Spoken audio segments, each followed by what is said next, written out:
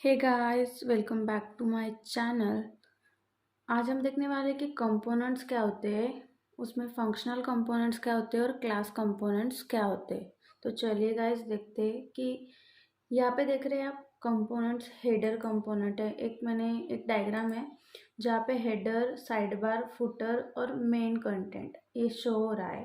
तो कंपोनेंट क्या होता है? कंपोनेंट पीस ऑफ कोड होता है जिसको हम रीयूज कर सकते हैं और इंडिपेंडेंटली फाइल्स को यूज कर सकते हैं। यही हमारे रिएक्ट कंपोनेंट का बेनिफिट भी है कि header dot J S, side bar dot J S, footer dot J S, ये मेरे पास फाइल्स है।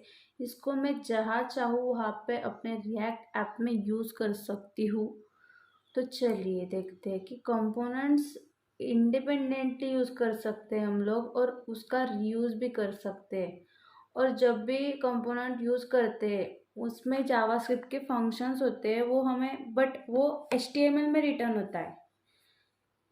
और गाइस कंपोनेंट्स के टू टाइप्स है, देखिए इस डायग्राम में शो हो रहा होगा आपको। कंपोनेंट्स के टू टाइप्स है, फर्स्ट क्लास कंपोनेंट और सेकंड फंक्शनल कंपोनेंट।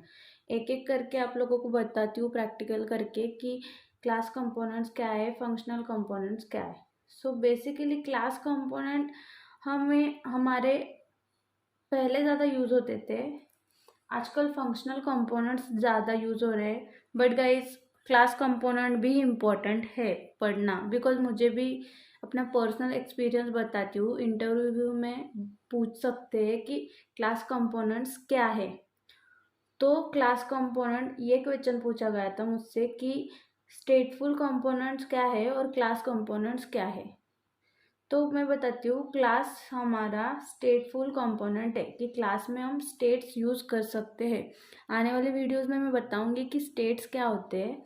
बट आप अभी इतना समझ लो कि क्लास है, स्टेटफुल कंपोनेंट्स होते हैं और फंक्शनल कंपोनेंट स्टेटलेस कंपोनेंट कहते हैं उनको। मतलब आजकल हम फंक्शनल कंपोनेंट्स में भी स्टेट यूज़ कर सकते हैं, बट वो हुक्स का यूज़ करके। वो बाद में बताऊंगी कि हुक्स क्या होते हैं वो सब। तो आगे देखते हैं गाइस कि क्लास कंपोनेंट क्या होता है और फंक्शनल कंपोनेंट क्या होता है। तो पहले हम देखेंगे कि क्लास कंपोनेंट कैसे बनाते हैं। सबसे पहली बात कि कंपोनेंट कैसे बनाते हैं, सोर्स फोल्डर में जाना, वहाँ पे एक न्यू फाइल क्रिएट करेंगे हम लोग, हेडर डॉट जेएस करके। और एक इम्पॉर्टेंट बात, जब भी हम कंपोनेंट क्रिएट करते हैं उसका पहला लेटर कैपिटल होना ही चाहिए। ये रूल है कि पहला लेटर कंपोनेंट का कैपिटल होता है। तो देखिए गाइस, यहाँ पे हमारी हेडर डॉट जेएस फाइल आ चुकी है। तो क्लास कंपोनेंट कैसे बनाते हैं देखते हैं हम लोग।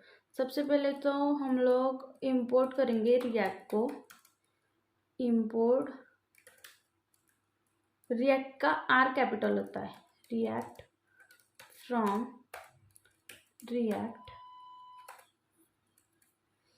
अब देखते हैं कि कंपोनेंट कैसे बनाते हैं। जब भी हम क्लास कंपोनेंट बनाते हैं, जिस कंपोनेंट में हमें क्लास की वर्ड दिखाई देगा, समझ लेना वो क्लास कंपोनेंट है।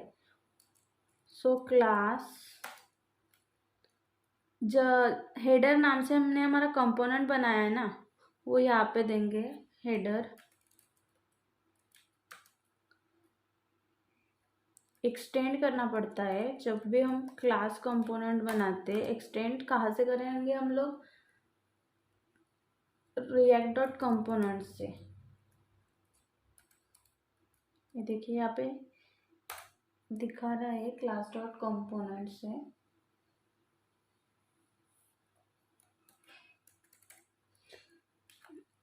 और एक डिफरेंस है कि जब भी हम क्लास कंपोनेंट बनाते हैं उसमें हम रेंडर मेथड यूज करते हैं। ये रिटर्न, और ये बन गया गाइस हमारा क्लास कंपोनेंट। इतना इजी था। इस रिटर्न में हम लोग कुछ भी रिटर्न करा सकते हैं। h1 टैग मैं रिटर्न कराती हूँ अभी। यहाँ पे लिख देती हूँ सिंपली क्लास कंपोनेंट। उसको हमें एक्सपोर्ट करना पड़ेगा। एक्सपोर्ट डिफॉल्ट हेडर, जो भी हमारा कंपोनेंट का नेम होगा वही। आप लोगों को क्या लगता है अब ये रन हो जाएगा? चलिए मैं सेव करके दिखाती हूँ आपको, रिफ्रेश करके दिखाती हूँ। ये हमारा जो पहले वाला आउटपुट है ना वही शो हो रहा है। अभी मैंने कुछ भी नहीं किया, हमने कंपोनेंट तो बना लिया है लेकिन उसको इंपोर्ट ही नहीं करा, तो ये कैसे रन होगा? हमारी मेन फाइल जो app.js में है उसमें इसको इंपोर्ट करना पड़ेगा हमें। जो भी कंपोनेंट हम बनाते हैं उसको इंपोर्ट करना पड़ता है। तो इंपोर्ट हेडर फ्रॉम, कहाँ से? तो डॉट हेडर, इस फाइल से यहाँ पे हम इंपोर्ट करेंगे। क्या ये अब रन होगा? नहीं गाइस, हमें इसके मतलब उसको यहाँ पे इंपोर्ट करना पड़ेगा। और टैग देखिए, ये और एक खासियत है कि जब भी हम कंपोनेंट्स बनाते हैं तो वो हमें टैग के रूप में, मतलब टैग जैसे हम उसको यूज़ कर सकते हैं। देखिए यहाँ पे हेडर यूज़ कर लिया, इसको सेव करते हैं, अब ये रन हो जाएगा। तो ये देखिए हमें क्लास कंपोनेंट जो हमने h1 टैग में बनाया था वो यहाँ पे शो हो रहा है हमें। तो यह सिंपली हमारा बन गया header.js का क्लास कंपोनेंट।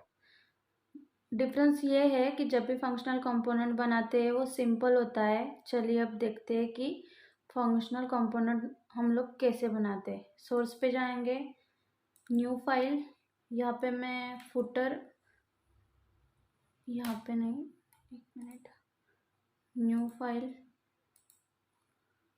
footer.js करके बना लेती हूँ।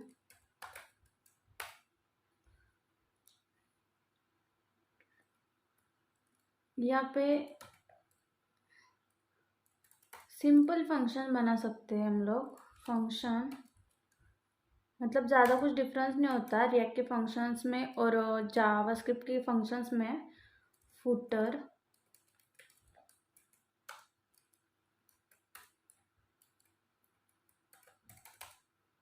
यहाँ पे रिटर्न करना होता है। यहाँ पे रेंडर नहीं करते, सिंपली रिटर्न, और रिटर्न में हम लोग टैग यूज़ कर सकते हैं।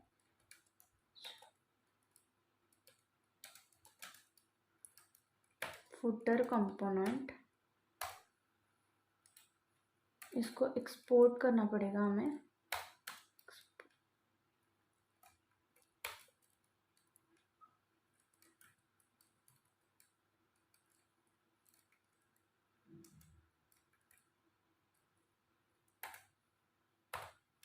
इसको हम सेव करेंगे।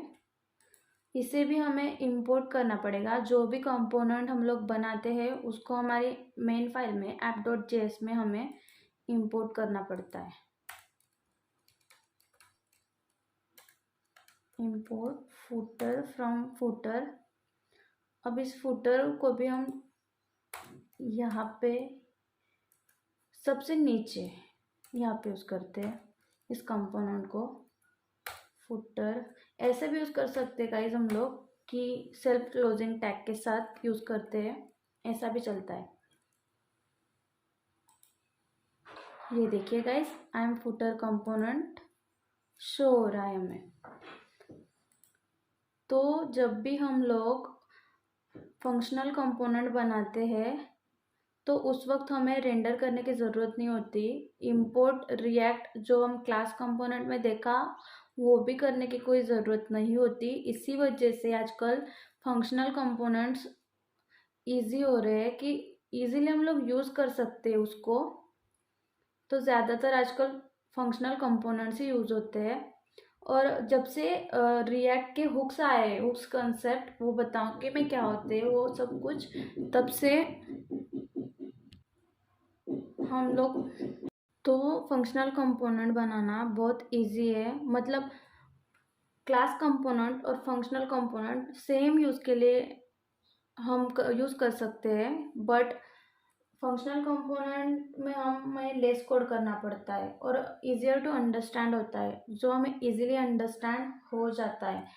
ये देखिए डिफरेंस बताती हूँ। यहाँ पे हमें क्लास का मतलब ये सब लिखना पड़ता है कि क्लास हेडर एक्सटेंड करना पड़ता है, इंपोर्ट भी करना पड़ता है रिएक्ट को, और रेंडर मेथड यूज़ करते हैं। और ये देखिए ये बहुत लेस कोड है, इसी वजह से हम लोग आजकल फंक्शनल कंपोनेंट ही यूज़ करते हैं। लेटेस्ट रिएक्ट जब से आई है तब से हुक्स की हेल्प से हम लोग जो भी ऑपरेशन मतलब जो भी फंक्शन वगैरह परफॉर्म होते हैं क्लास कंपोनेंट्स में, वो सभी हम लोग फंक्शनल कंपोनेंट्स में भी यूज़ कर सकते हैं। यहाँ पे जब भी क्लास कंपोनेंट्स बनाते हैं तो हमें रेंडर मेथड रिक्वायर्ड होती है और मस्ट इंक्लूड होता है रिएक्ट डॉट कंपोनेंट। तो हमने देखा कि रिएक्ट में क्लास कंपोनेंट्स क्या होते हैं, फंक्शनल कंपोनेंट्स क्या होते हैं, उसको हम कैसे यूज़ कर सकते हैं। तो आने वाले वीडियोस में मैं बताऊंगी कि स्टेट्स क्या होते हैं, हुक्स क्या होते हैं, ये सभी कॉन्सेप्ट्स हम लोग देखने वाले हैं। So thanks for watching guys. अगर चैनल पे न्यू हो तो सब्सक्राइब करो